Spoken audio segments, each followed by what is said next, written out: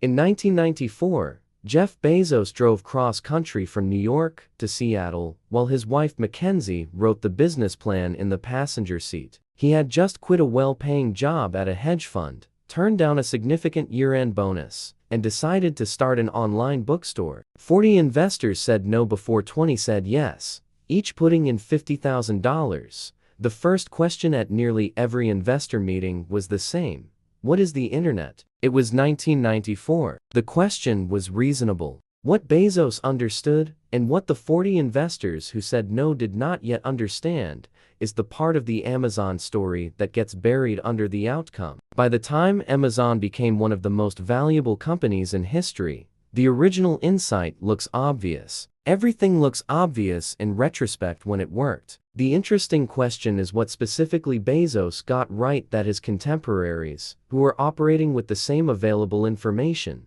got wrong or got right for the wrong reasons. Because there were hundreds of companies in the mid-1990s that identified the internet as a transformative commercial force. Many of them raised more money than Amazon. Several of them had better-known founders with more established track records. A significant number of them were operating in the same spaces: online retail, digital distribution, direct-to-consumer commerce, and were applying what looked like sound logic to the same opportunity. They are gone. Amazon is worth over $2 trillion. The question that makes this worth examining is not, why did Amazon succeed? That question produces a list of things that Amazon did that look smart in retrospect. The more useful question is, what did Bezos understand about the structure of the opportunity that his contemporaries did not? And why did that specific understanding produce decisions that compounded correctly over 30 years, while roughly equivalent-looking decisions, made by roughly equivalent-seeming people, produced outcomes that don't exist anymore? The answer is less inspiring than the standard version of this story. The first thing Bezos got right was almost entirely structural, and it had nothing to do with vision in the aspirational sense of the word. He chose books specifically because they met a set of criteria that had nothing to do with loving books. Books were a commodity, homogeneous, standardized, not subject to the quality uncertainty that made consumers hesitant about buying things they couldn't examine physically before purchasing. There were more book titles in existence than any physical store could stock, which meant an online retailer could offer a selection no physical retailer could match. And the book distribution infrastructure, a small number of major wholesalers, standardized shipping formats, was well suited to the mail order model he was building. This is not a visionary insight. It is a methodical elimination process. Bezos reportedly evaluated approximately 20 product categories before selecting books. The selection was based on which product had the best structural fit with the specific advantages of online retail in 1994. Not on which product would produce the best outcome. The distinction matters because it describes a decision-making process rather than a personality trait. Methodical structural analysis is learnable. Vision is not. And the decisions that compounded correctly over the next 30 years were in a consistent pattern, the product of the same methodical process, rather than the product of inspirational intuition.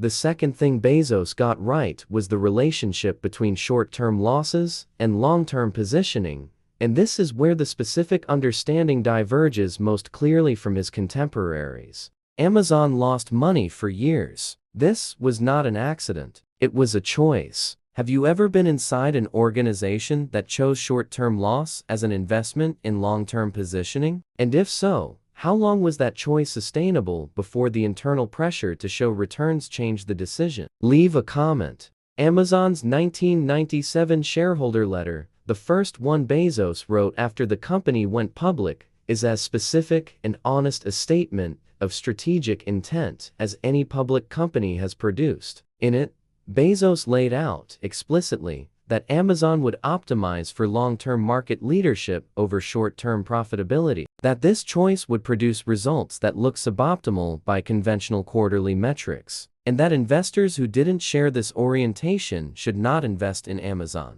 The letter was not posturing. The subsequent decades of Amazon's financial history are, in substantial part, a record of that commitment being maintained under significant external pressure, In 2000, Amazon stock fell approximately 80% during the dot-com crash. The company had been burning cash to build warehouse infrastructure, choice that made it significantly more exposed than pure software internet companies, and that analysts and investors described at the time as reckless overinvestment in physical assets for a company that should be asset-light. Bezos maintained the investment. In 2002, the warehouse infrastructure that had been described as reckless became the competitive moat that separated Amazon from every competitor that had tried to scale without it. The fulfillment capability that looked like overinvestment during the crash was the exact asset that made two-day, then one-day, then same-day delivery possible at scale. The specific thing Bezos got right was not predicting the future of retail. He was wrong about significant things. The initial plan for Amazon to be a pure intermediary with no warehouse ownership was abandoned relatively quickly. What he got consistently right was the structural discipline of choosing investments whose value would be higher in the future than the market was currently giving credit for, and maintaining those investments through periods when the market skepticism was the dominant signal.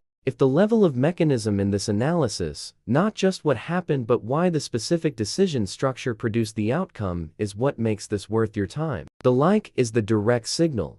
There is a version of the Amazon story that circulates in business culture as a story about customer obsession. It's accurate. It's also, in a specific way, incomplete. Customer obsession at Amazon was not primarily a cultural value in the motivational poster sense. It was a strategic decision about which metric to optimize. Bezos had concluded, from first principles, that the companies which maximized customer satisfaction over time would accumulate the kind of loyalty and trust that was harder for competitors to replicate than any specific product, feature, or price advantage. This reasoning is less emotionally resonant than, "We really care about customers." It is considerably more durable, a value that you hold because you genuinely believe it can be eroded by pressure, adversity, or changes in leadership. A strategic decision that you maintain because the data continues to validate its structural soundness is harder to erode because it doesn't depend on a belief, it depends on a continuing analysis.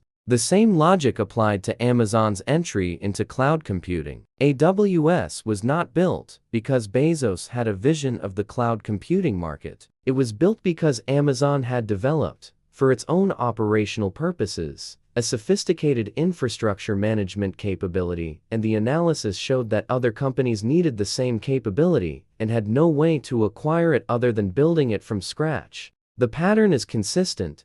Identify a capability that exists inside the organization, analyze whether its value extends beyond the organization's current use case, and build a business around it if the structural analysis supports it. Not because it's exciting, because the analysis says it's there. The people who work at Amazon's warehouses, the pickers, the packers, the delivery drivers are not, by most accounts, working in an environment defined by the same long-term thinking that produced the strategic decisions. The gap between the decision architecture at the top of the company and the working conditions at the operational level is real and documented. The Amazon story cannot be told honestly without acknowledging that the compounding decisions that produced the $2 trillion outcome were built on labor conditions that the people executing those decisions did not have to experience themselves. What the winners got right, the specific thing, not the inspirational version, is this: they identified a structural advantage that was undervalued by the current market, invested in it consistently through periods when the market skepticism was the loudest signal, and maintained the decision discipline to avoid optimizing for the short-term metric at the expense of the long-term position. That is not a vision. It is a process. And it is a process that fails regularly. In companies that have the same strategic intent and the same willingness to accept short-term losses, because the structural advantage they identified turned out not to be as durable as the analysis suggested. The difference between Amazon and the companies that applied the same logic and failed is, in many cases, not determinable from the available information. Some of it was timing, some of it was luck, some of it was the specific decisions Bezos made that his contemporaries didn't. The practical thing, when evaluating a current strategy or investment, The question is not whether the logic is sound. It probably is. The question is whether the structural advantage you're counting on will be more valuable in 3 years than it is today, and whether you have the specific organizational capacity to maintain the investment through the period when the market skepticism is the loudest signal. Most organizations answer yes to the first question and overestimate their answer to the second. The next episode looks at a case where the logic was sound, the structural advantage was real, and the loudest external signal turned out to be correct, which raises its own question about when skepticism is wrong and when it's the one thing worth listening to. This content was developed with the support of artificial intelligence tools and underwent human review, editorial curation, and approval before publication. The analysis presented here is strictly educational and philosophical in nature, grounded in behavioral psychology and classical Stoicism.